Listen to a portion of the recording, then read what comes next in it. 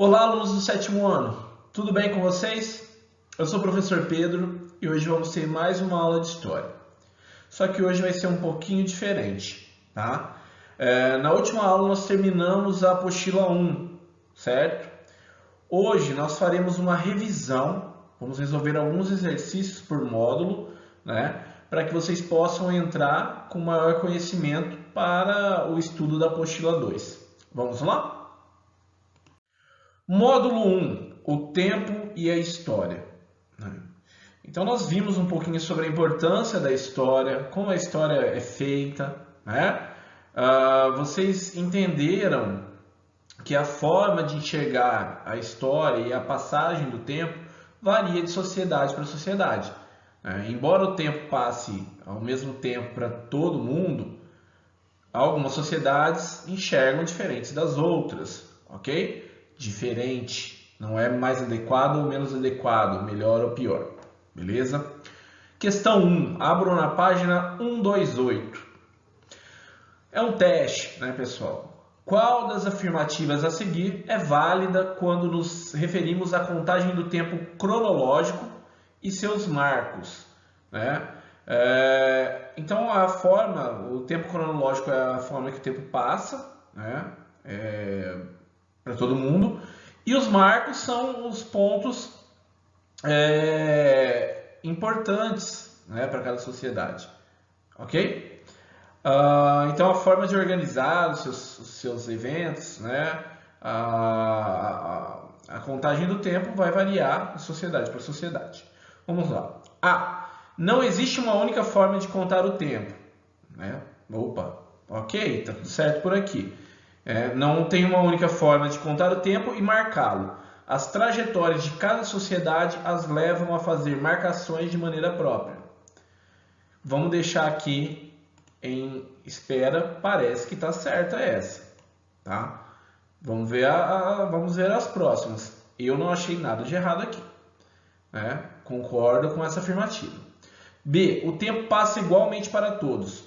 Por isso, as diversas contagens e marcações sempre cometem erros por não considerarem marcos universais. O que seria um marco universal? Que seriam eventos importantes para a história do mundo todo. Mas será que um marco importante para a sociedade ocidental é a mesma que para a sociedade oriental? Só um exemplo raso. Então não tem como ter um marco para toda a humanidade, todo mundo seguir da mesma forma. Ok? Então a gente já descarta essa. C. Podemos afirmar que a necessidade de contar o tempo e marcá-lo é local e os marcos e as formas utilizadas são universais. Já vimos que não, né? Que as formas não são universais. Ok? Então também está errado. D. A marcação do tempo do mundo ocidental é mais adequada porque é a única que se baseia em estudos matemáticos e precisos. Opa, a gente já corta aqui, né? Dizer que uma forma de ver o tempo, enxergar e marcar o tempo é mais adequada ou melhor que a outra, já está errado, né? A gente cai naquela ideia de etnocentrismo, de achar que a minha cultura é superior, é melhor que a outra. Então, a alternativa correta é a alternativa A. Tudo bem? Módulo 2, Encontros Bárbaros. Nesse capítulo nós vimos revimos, sobre a queda do Império Romano e a chegada dos povos germânicos e de outros povos que eram considerados bárbaros pelos romanos. Como que vão ser esses encontros? Quais vão ser as transformações que a Europa vai passar? Questão 4, então, da página 147. O fragmento a seguir foi tirado do livro História do Mundo para Crianças, de Monteiro Lobato. Leia o diálogo entre Dona Benta e sua neta, Narizinho. Os impérios então morrem como gente, vovó? Perguntou Narizinho. Morrem do modo especial. Espedaçam-se a cada fragmento e cada fragmento vira um país independente. A maior parte dos países modernos, Inglaterra, Alemanha, França, Espanha, Itália, Portugal, etc., são pedaços do Império Romano, que ficaram autônomos e tornaram seu caminho na vida, tomaram seu caminho na vida. E como foi que o Império Romano se despedaçou? Bom, né? Responda a segunda pergunta de Narizinho considerando causas internas e externas. Então vocês vão ter que explicar para Narizinho como foi a queda, o fim do Império Romano, né? Como foram esses episódios finais, quais foram as causas internas e externas para a decadência desse império. Então, na A, devem ser apontadas as causas internas para a decadência do Império Romano, como desorganização econômica, estrutura produtiva dependente demais do trabalho escravo e do Estado, desorganização política, né? Então a gente teve uma sequência de imperadores que duravam pouco no poder, em meio a disputas internas, perda de autoridade dos imperadores, e também tem que apontar as causas externas, as invasões dos povos germânicos que tomaram territórios romanos. B. Aponte duas mudanças ocorridas na Europa depois da queda do Império Romano. Então vocês poderiam, a partir do que a gente estudou, apontar que uma das mudanças que podem ser apontadas é que depois da queda, onde havia um império centralizado, se formaram vários reinos, como é apontado, pela Dona Benta nesse texto. Outro aspecto é que ocorreu um êxodo urbano com predomínio da vida rural. Então a população saiu do urbano e foi viver no ambiente rural, ok? A estruturação da cultura, nós vimos que houve uma mistura de elementos das culturas dos romanos e dos germânicos, né? Então temos que destacar também essa mistura cultural. C. Aponte um elemento do Império Romano que permaneceu forte na Europa depois da queda desse império. Acho que o elemento mais forte que a gente pode colocar aqui é o cristianismo, que já tinha se tornado a religião oficial do Império e continuou a ser a religião predominante na Europa, nesses novos reinos que se formaram. Ok? Módulo 3. Árabes, uma civilização, um profeta, uma nova religião. Nós vimos então que estava acontecendo várias transformações na Europa, mas que existem outros povos que estão vivenciando outras mudanças e transformações no mesmo período histórico, ok? Um desses povos são os árabes, que vão passar por uma grande transformação, principalmente devido ao surgimento de uma nova religião monoteísta, que passou a adorar um Deus único, Alá, e tinha como profeta Maomé, ok?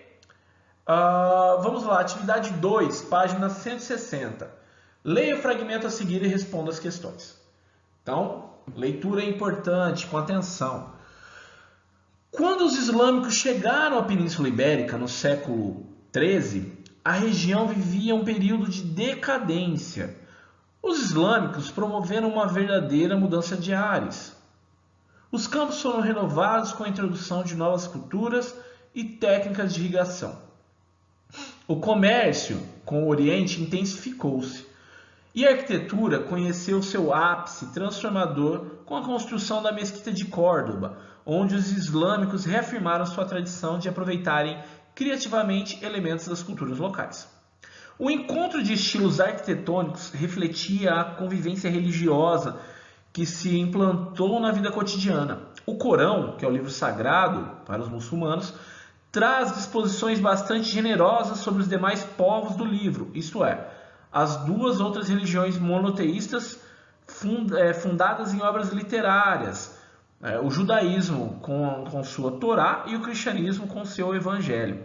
Deus, por meio de seu profeta Maomé, decretou respeito à liberdade religiosa de judeus e cristãos que viviam em territórios islâmicos. Ok?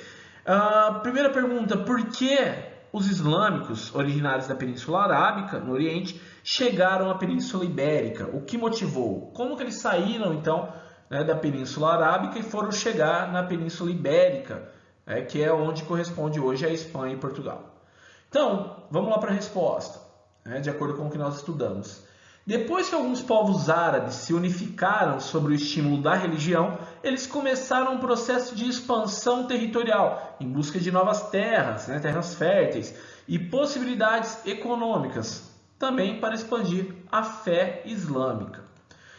B. Como o texto explica a tolerância religiosa que os islâmicos estabeleceram na Península Ibérica? Então, eles não perseguiram outros povos monoteístas, né? O texto explica que o Corão fazia referências generosas aos povos monoteístas, povos do livro, né? Que Maomé que orientou que esses povos deveriam ser tratados bem, né? Com respeito em territórios islâmicos. Então, eles seguiam esses ensinamentos, ok? Já no módulo 4, nós voltamos a falar da Europa, né? Feudalismo, uma marca da Idade Média. Vimos então como era a organização dos feudos, e como era a vida política no feudalismo, né? Política e econômica. Vamos trabalhar a questão 2, página 171. Leia o fragmento abaixo e indique a alternativa correta sobre ele. A casa é a última manifestação de diferenciação social. A última manifestação de diferença social. A casa camponesa é de adobe ou de madeira. A pedra servindo, quando utilizada, apenas no alicerce. Limita-se geralmente a um único compartimento e não tem por chaminé mais que uma abertura no teto. O mesmo não sucedia com os ricos. A pedra e as torres do castelo eram sinais de prestígio e de riqueza. Aqui, pessoal, vocês têm que ter uma boa interpretação de texto, porque todos falam sobre a Idade Média, né? Vocês não vão descartar facilmente aqui. O assunto central do fragmento, então qual que é a ideia, o ponto central? É a quantidade de ataques que a Europa sofria na Idade Média e a importância dos castelos nesse contexto? Não, né, pessoal? Não é o ponto central. A gente está falando principalmente das moradias, né?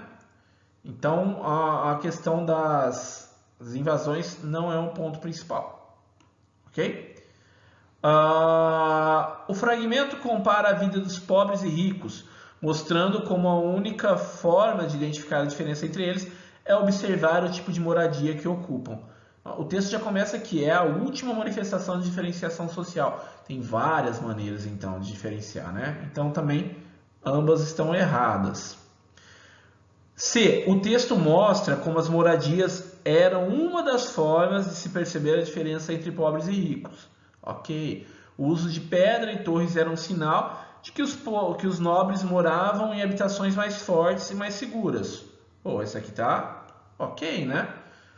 E D. O fragmento demonstra como ricos e pobres, embora vivessem em habitações diferentes, tinham em comum o desconforto e a ausência de luxo, né? Isso até acontecia, esse desconforto e a ausência de luxo, mas não é o ponto principal dessa questão. Então a gente tem que atentar para o que está dizendo o fragmento. Então a alternativa correta, que mais se adequa aqui, é a C, ok? E por último, uma matéria que está mais fresca na cabeça de vocês, o módulo 5, Europa Feudal, uma sociedade de ordens. Nós vimos então um pouquinho sobre como era organizada a vida social, como que era a divisão social, né, entre clero, nobres e servos, né, os camponeses, vilões. Vamos para a atividade 2, página 178. Leia o texto abaixo e responda as questões. A Idade Média foi uma época de contrastes. O que é contraste? Diferenças acentuadas entre duas coisas.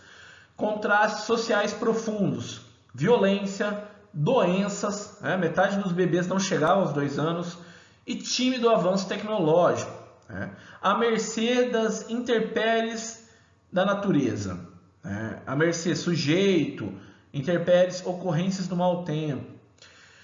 Nessa era de preces, pão e fuligem, que são marcas deixadas pela fumaça, as pessoas mais simples morriam cedo, comiam quando dava e se submetiam às determinações dos senhores e dos padres. Já a nobreza construía castelos, cobrava impostos, impostos pesados, e devorava até 9.000 calorias diárias. Um singelo botão de ouro no vestido de uma dama equivalia a 140 dias de trabalho de um camponês. Então existia uma diferença social. Vamos à questão A. Por que o fragmento descreve a Idade Média como um período de contrastes, diferenças sociais profundas? Porque havia uma grande diferença de posses, poder e atividades entre clero, nobreza e os servos. Enquanto os servos comiam mal, os nobres comiam mais e tinham objetos de grande valor. Interpretação de texto aí, pessoal. B. Uma era de preces, pão e fuligem. Considerando o que vocês estudaram no capítulo, explique essa descrição. Então, a descrição refere-se a pouca variedade, de comida. Por exemplo, eles comiam o pão, basicamente. Há um clima religioso, que seria a parte das preces. O clero era o grupo social mais importante, a igreja ditava as normas da vida social. E quanto à fuligem, como vocês estudaram anteriormente, as habitações faziam uso das chaminés, para o aquecimento, para viver, para conseguir viver durante o inverno, ok? Então era comum que tivessem esses resíduos da fumaça, nas casas das pessoas. E quais as razões apontadas no fragmento para as pessoas pobres morrerem tão cedo? As razões apontadas pelo texto são as doenças, violência e a má alimentação, ok? Bom, pessoal, hoje foi um pouquinho diferente, tá? Caso vocês não tenham conseguido acompanhar na íntegra, vocês podem rever essas aulas no YouTube, no Facebook, tá? Refaçam esses exercícios. Isso será uma maneira de vocês se reforçarem para que possamos entrar na apostila 2, tá bom? Espero que tenham gostado. Acima está meu contato, caso tenham dúvidas. Bons estudos, muito obrigado e até a nossa próxima aula.